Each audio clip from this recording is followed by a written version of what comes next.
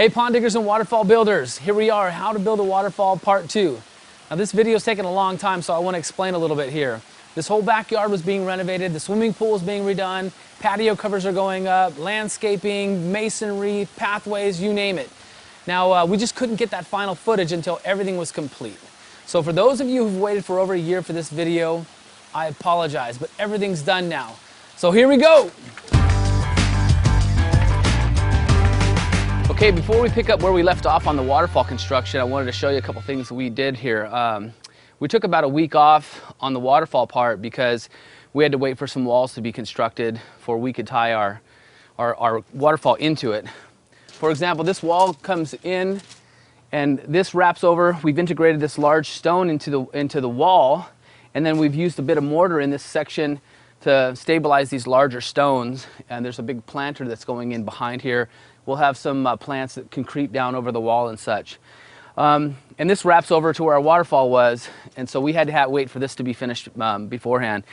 One neat thing here, the homeowner had some geodes. She's kind of a rock hound, and she wanted us to integrate some of this into the water feature. So as you can tell, we have the stonework coming through, the natural granite that we're using locally here, and then we just tied this in. Looks like a little breakaway here.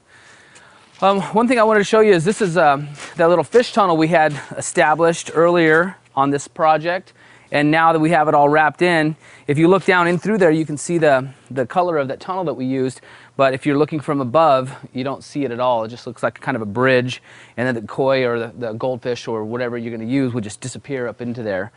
To give you some perspective, I take this piece of PVC pipe, and it goes back about 2 feet. So you can get quite a lot of fish in there, and it's a good 14-inch diameter in there. So when you're all said and done, you won't even know that there's a koi tunnel inside your pond.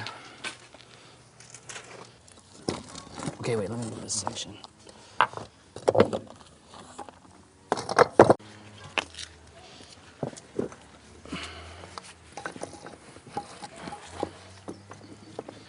So what I got going here is I framed in the waterfall the way I want to. You saw how I put this one piece of spillway stone here, and then I brought this stone to it. Instead of trying to break the slate and bring it in, this was already the right fit. So once I got this kind of established where it's going to be, then I can bring the frame stone to it, and then I can work in some foam or some other small stone back in here to fill in the cracks.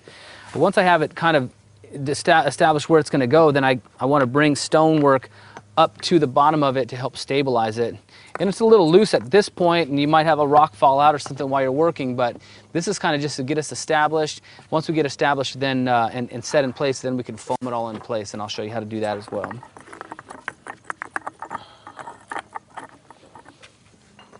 Having all these little different stones to choose from to fill in the cracks makes a big difference, so you're not running around. Now I kind of have this spot established, it's level, I like it in the area it's at, but I still kind of have to hold it.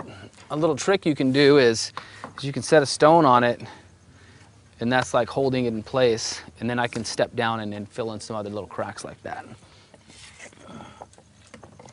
without losing it. All right, we're about ready to foam this waterfall in, and sometimes this can make or break the waterfall, and I'm going to show you a couple of tricks so you can do it cleanly, okay? If you'll notice, we have it all established here. I have my torpedo level remaining up here.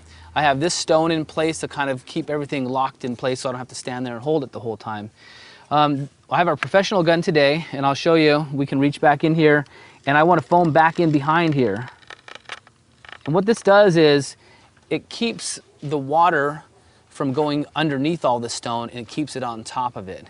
Now, for the sake of the video here, I'm gonna get into a do-it-yourself can of foam that comes with most waterfall kits, and most homeowners are purchasing some do-it-yourself cans of foam. But you'll see this nice applicator. I can really control the amount of foam that goes in here. And we're using the black waterfall foam because as it dries, it kind of grays a little bit. And if you do have a little bit showing, it's not quite as noticeable. But we'll show you some tricks on how to hide that as well. Let me break into my do-it-yourself can real quick. It's smart if you were using this do-it-yourself can of foam, it's smart to get everything ready for foaming. Everything that you could possibly need to foam, because these things don't, when you get them going, they get going, and you can't slow them down and stop and put them down and go have lunch or something like that. Once you get squirting, you got to do it all because everything will harden up inside these valves right here. So make sure to get the most out of your can, have everything ready for foam. Shake it up real good. And let me foam in some of these cracks. You'll see back behind here, I don't want to lose water back behind this stone. So I'm going to get quite a bit of foam down in here. Don't squirt this stuff too fast because it comes out pretty quick. So if I'm gonna do a real tall layer, first I'll do a single layer here first. I'll let that harden up a little bit and then I'll come back with a little bit more. You don't wanna just squirt it all in there real fast. Let's do the other side too.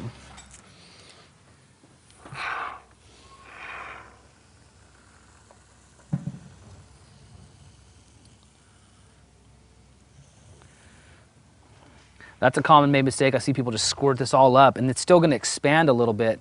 I can let it expand and then I can still come back and cut it a little bit, but I don't wanna waste foam and I don't want it to look too messy when I'm done. So I'll come back down under here. You do not wanna get this on your clothes or they're ruined. Your wife will be upset, or your husband. There's a lot of women pond builders out there.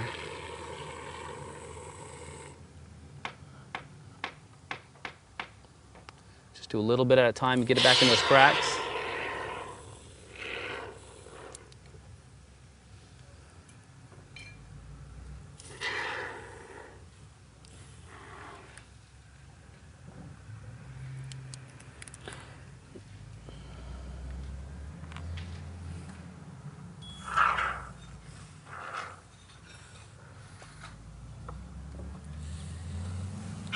Okay, so let me show you what's going on right here. From across the way, you're gonna be looking underneath this waterfall and you'll see this black foam from across the way. One of the cool little tricks that we do is we'll come through and I'll get a little bit of dirt like this. It's kind of chunky, this dirt, but sand works too. But I'll just take some of the excavated soil that we're doing, I'll kind of toss it up in there and I'll work it into the foam and it gives it a little bit more of an earth tone. You don't see it quite as much, but this is still expanding.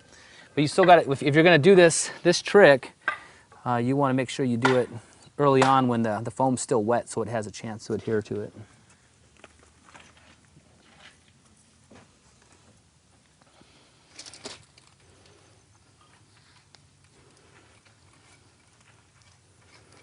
And I'll just leave it heavy like that on there, so it sticks. And once we get this pond rolling, and that'll all just wash away.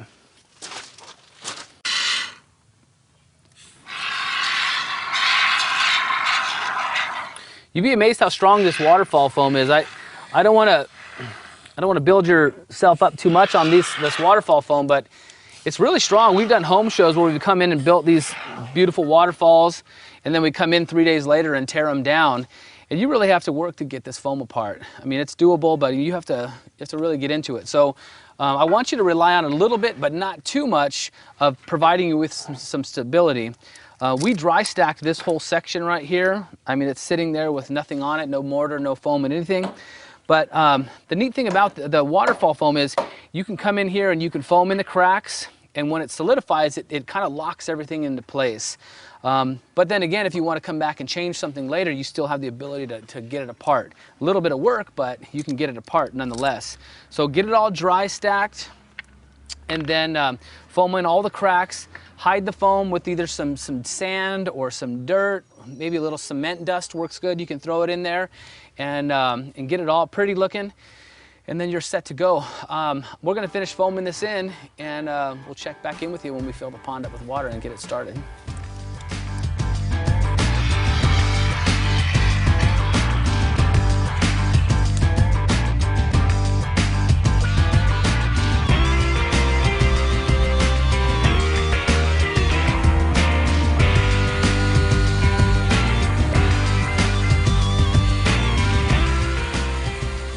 All right, just a little recap here. I'm gonna give you 5 little tips here so when you're building this waterfall. The first thing I want you to know is I want you to have a lot of materials to choose from when you're building the waterfall. If you don't like a rock, try something different. So have plenty of materials. That's a big, big tip. Number two is I want you to set larger stones on the frame of the waterfall to help give it balance and composition. Don't use too small of rocks. Set larger stones. It gives you the balance.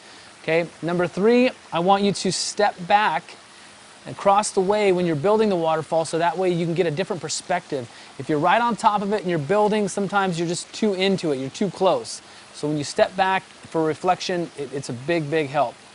Number four, I want you to use a level on the waterfall spillway.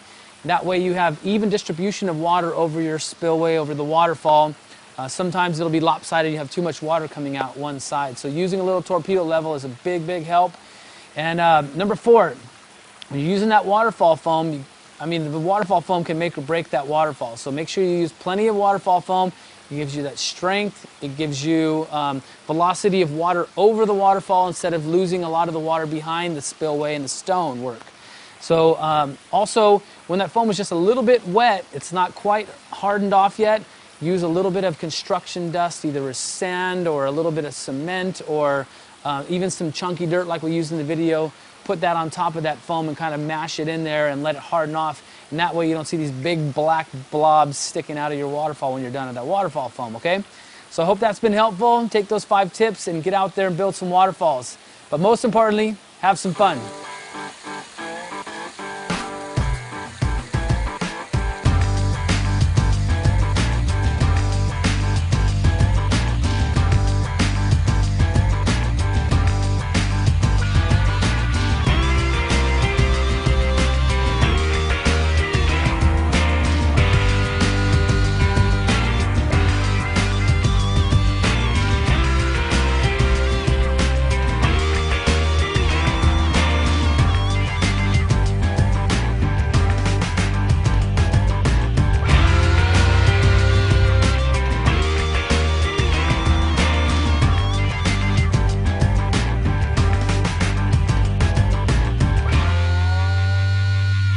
If you're finding our videos helpful, please show your support by visiting our online store at theponddigger.com. We have everything you need to help build and maintain your water features. Thanks for watching.